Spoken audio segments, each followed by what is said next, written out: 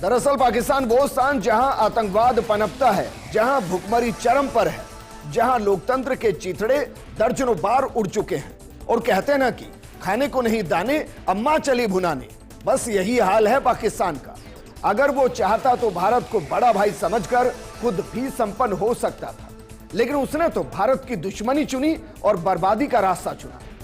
चिल्ला चिल्लाकर कश्मीर का राग वो 1947 से अलाप रहा है और एक बार फिर से अलाप रहा है, फिर से बेइज्जती की इबारत लिख रहा है। ये रिपोर्ट देखिए। जो देश एक बार भी सरकार का पूरा कार्यकाल ना करा पाए, आजादी के बाद कभी संभल ना पाए, आजादी के बाद जिसको भारत ने ही सहारा दिया, उसने कई बार भारत की पीठ में छुरा घोंपा। और जो कश्मीर भारत का मुकुट है, उस पर पाक की नापाक नजर हमेशा से बनी रही। लेकिन कश्मीर को लेने का ख्वाब पालने वाला पाकिस्तान भारत से टकरा खुद के 2 टुकड़े करा बैठा। जिसकी फितरत में ही धोखा था, वो कहां सुधरने वाला था। तभी तो पाकिस्तान ने फिर से कश्मीर का राग अलापा है। वैसे तो पाकिस्तान का बच्चा बच्चा जानता है कि कश्मीर के 1 इंच को भी पाकिस्तान छू नहीं सकता। लेना तो दूर की बात है, लेकिन वहां के अंधे हुक्मरानों की आंखें फिर भी आवाम को कश्मीर का ख्वाब दिखाती है और बार बार बेइज्जती कराती है। एक बार फिर से पाकिस्तान की इंटरनेशनल बेइज्जती हुई है। ईरान के राष्ट्रपति ने पाकिस्तान में ही पाकिस्तान के मुंह पर जोरदार तमाचा मारा, जिसकी गूंज पूरे विश्व में सुनाई दे रही है। लेकिन बेशर्म पाकिस्तान इस बार भी सुधर जाएगा, ये कहना मुश्किल है। पाकिस्तान क्यों अभी भी कश्मीर का ख्वाब देख जनता को धोखा दे रहा है? क्यों ईरान ने पाकिस्तान की इंटरनेशनल बेइज्जती की?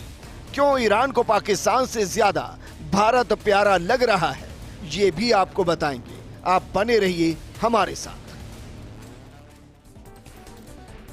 तो देखा आपने किस तरीके से जो पाकिस्तान एक बार फिर से बेइज्जती करा रहा है, उसको पता है कि कश्मीर के मुद्दे पर फिलहाल भारत के सामने कोई बात करने की स्थिति में नहीं, क्योंकि हर कोई जानता है कि यह भारत का आंतरिक मामला है और फिलहाल भारत इतना कमजोर नहीं कि उस पर कोई भी कुछ भी कहकर चला जाए, और शायद यह पाकिस्तान समझना नहीं चाहता।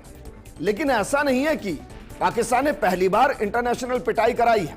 हम बीते 6 महीनों का आंकड़ा आपको दिखाते हैं कि पाकिस्तान ने कब कब कश्मीर का मुद्दा उठाया और फिर इंटरनेशनल इंसल्ट करवाई।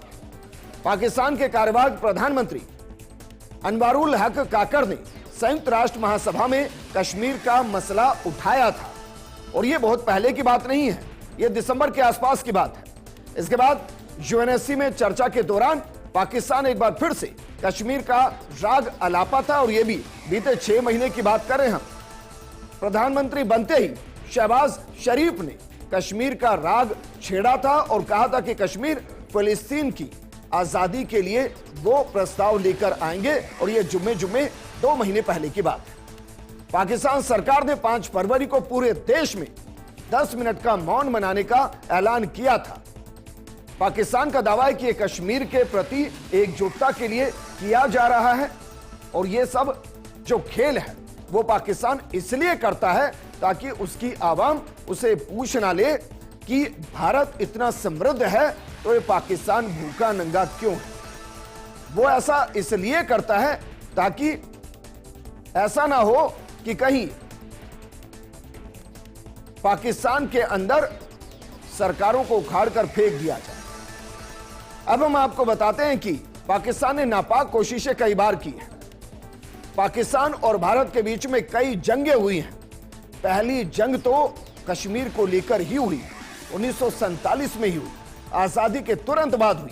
पाकिस्तान ने बाकायदा हमला किया था, और 1965 की जंग, उसके बाद यह युद्ध द्वितीय विश्व युद्ध के बाद सबसे बड़े टैंकों से लड़ा गया, और 17 दिनों तक यह जंग चली। और बाद में क्या हुआ यह आप भी जानते और हम भी जानते हैं। दोनों पक्षों के हजारों लोग मारे गए, घायल हुए, लेकिन अंत में कहते ना कि सारे जहां से अच्छा हिंदुस्तान हमारा, तिरंगे के सामने कौन कहां टिकने वाला था। और इस पूरे जंग के दौरान पाकिस्तान को एक लंबा नुकसान उठाना पड़ा था, और जो उस वक्त के अभी जिंदा हैं वो जानते हैं कि पाकिस्तान ने क्या क्या खोया था। वहीं 1971 का कहा गया कि पाकिस्तान ने अपनी आधी नौसेना, 1/4 वायुसेना और 1/3 सेना इस पूरी जंग में खो दी थी और बांग्लादेश मुक्ति संग्राम के नाम से 1971 की जंग जानी गई।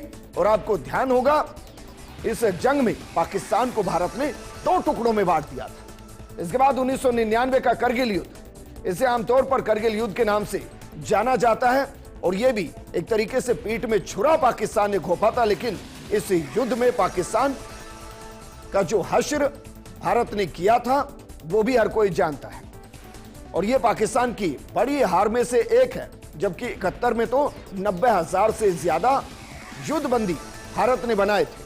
पाकिस्तानी सैनिक जरा देखिए, 4,000 से ज्यादा मारे गए थे 1999 के ऑपरेशन करगिल के दौरान। और एक बड़ा खामियाजा, लेकिन कहते हैं ना, जो सुधरना ना चाहे वो सुधर भी नहीं सकता। और यही हाल पाकिस्तान का है और पाकिस्तान संघर्ष के दौरान हर बार हारा है क्योंकि उसकी जो आदतें हैं वो उसको सुधरने नहीं देती। 1999 में पाकिस्तान के नॉर्दर्न लाइट इन्फेंट्री की कई इकाइयों को भारी नुकसान हुआ था और उससे वो अभी तक संभल नहीं पाया है। लेकिन फिर से वो कश्मीर का राग अलाप रहा है, जबकि पूरा विश्व जानता है कि कश्मीर भारत का मुकुट है, कश्मीर भारत का अभिन्न अंग है। और वर्तमान में कश्मीर में ना 370 है और ना 35A है। तो पाकिस्तान क्यों कश्मीर का राग अलाप रहा है? अपने आर्थिक डैडी को खुश करने के लिए ऐसा कर रहा है। लेकिन ईरान और पाकिस्तान के रिश्ते कैसे हैं? क्योंकि दोनों के बीच में अभी 2 महीने पहले तक जंगें चल रही थी, दोनों एक दूसरे पर ड्रोन हमला कर रहे थे। ईरान और पाकिस्तान 900 किलोमीटर लंबी सीमा एक दूसरे के साथ साझा करते हैं। दोनों के बीच रिश्ते अच्छे रहे भी हैं और नहीं भी रहे। कभी कभी सीमा पर झड़पें और तनाव इन दोनों के बीच में नजर आता है। 1947 में जब पाकिस्तान नया मुल्क बना था, तब ईरान पहला देश था जिसने उसे अलग राष्ट्र के तौर पर मान्यता दी थी। और बिल्कुल उसी तरीके से 1989 में इस्लामी क्रांति के बाद ईरान ने जब खुद को इस्लामिक राष्ट्र घोषित किया तो पाकिस्तान पहला देश था जिसने उसे मान्यता दी।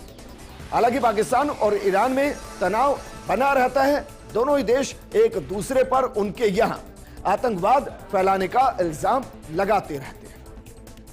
ईरान दावा करता है कि पाकिस्तान के बलूचिस्तान प्रांत में जैश अल अदल नाम का आतंकी संगठन है। वैसे तो ना जाने कितने आतंकी संगठन पाकिस्तान में होंगे, लेकिन यह ईरान कहता है। और वो कहता है कि उसके यहां हमले ये करता है, यानी कि ईरान के अंदर जो आतंकी हमले होते हैं उसके लिए ईरान बलूचिस्तान प्रांत के अंदर जैश अल अदल नाम के आतंकी संगठन को जिम्मेदार मानता है जो पाकिस्तान के अंदर है। बिल्कुल ऐसे ही ईरान के सिस्तान बलूचिस्तान में बलूच लिबरेशन आर्मी एक्टिव है जो पाकिस्तानी सुरक्षा बलों को निशाना बनाती है। दोनों एक दूसरे के साथ मारकाट करते हैं।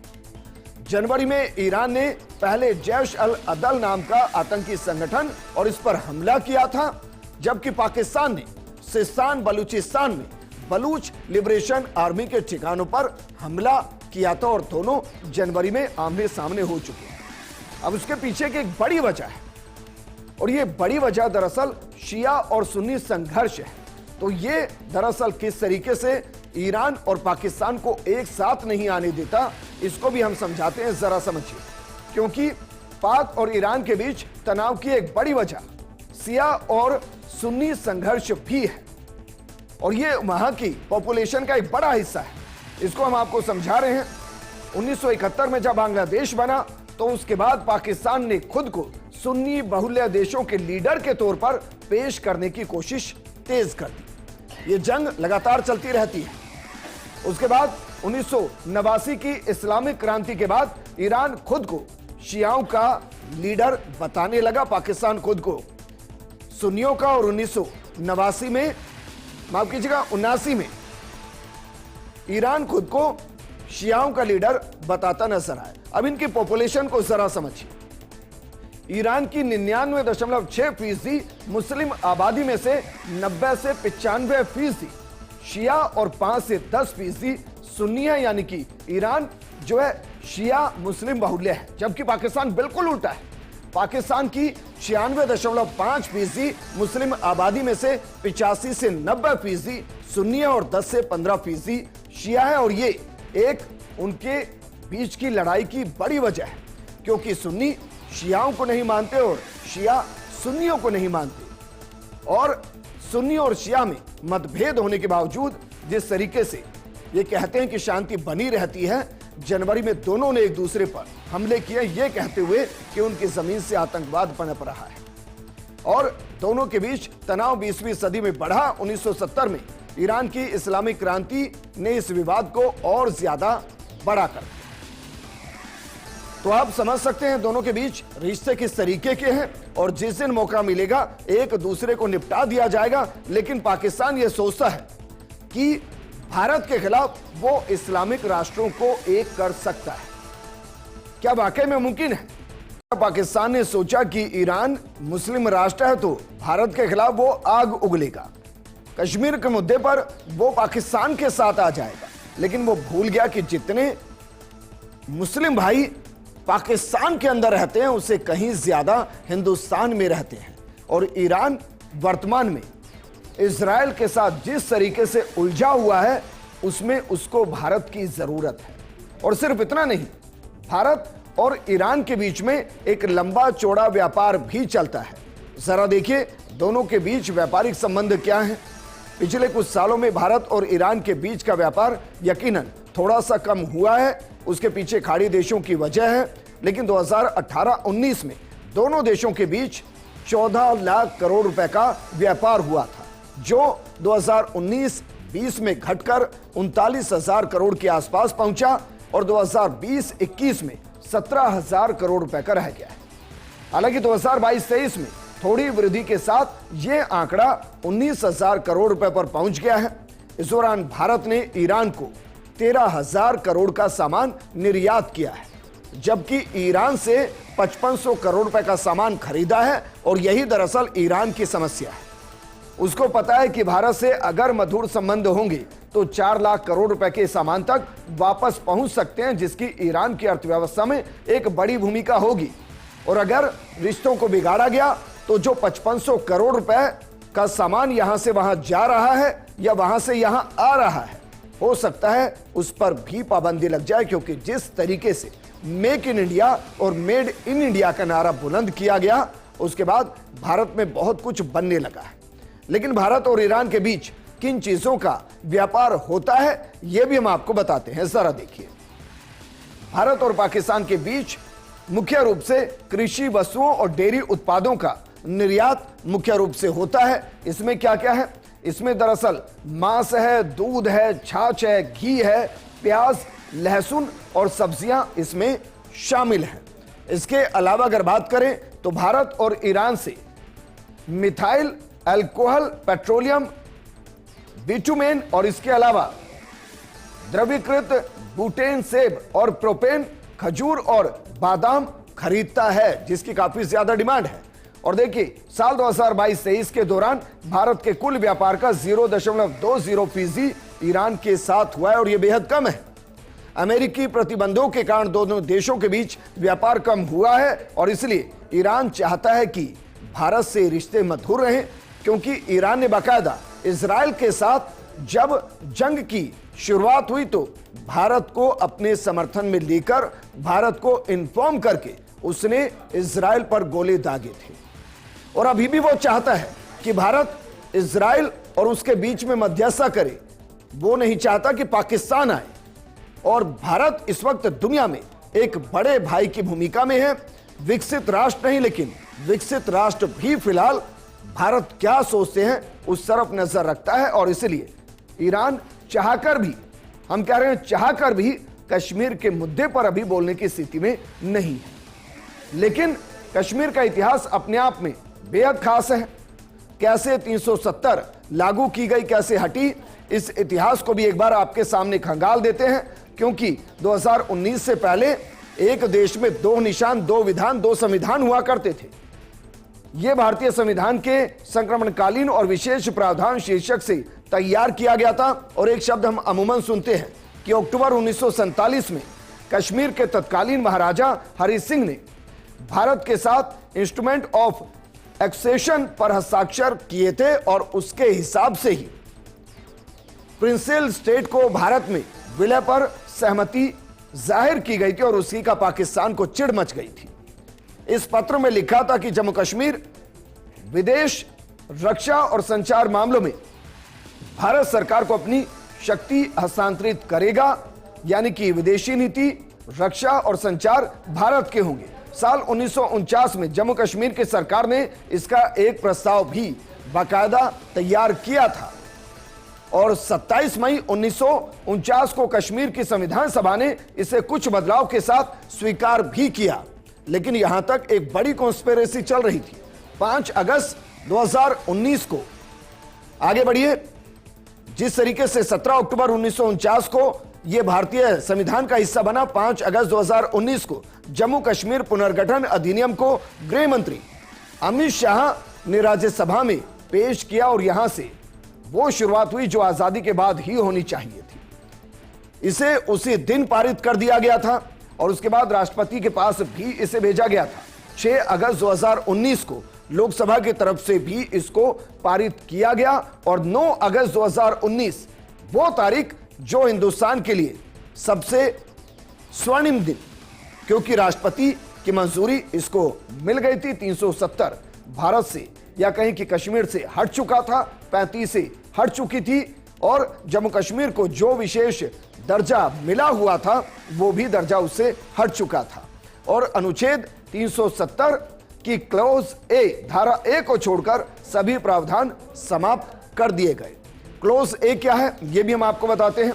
दरअसल क्लोज ए में कहा गया है कि जम्मू कश्मीर राज्य में भारत का संविधान चलेगा, यानी कि एक देश, एक विधान, एक पहचान, एक संविधान और एक निशान, ये भारत है और कश्मीर उसका मुकुट है और कश्मीर भारत का अभिन्न अंग है और 1947 से है।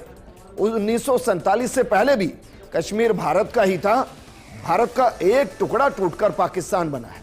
पाकिस्तान जितनी जल्दी इसको समझ लेगा उतना उसके लिए फायदेमंद होगा, वरना यूं ही अंतर्राष्ट्रीय स्तर पर इंटरनेशनल बेइज्जती वो लगातार कराता रहेगा। इस प्रोग्राम में फिलहाल इतना ही। नमस्कार।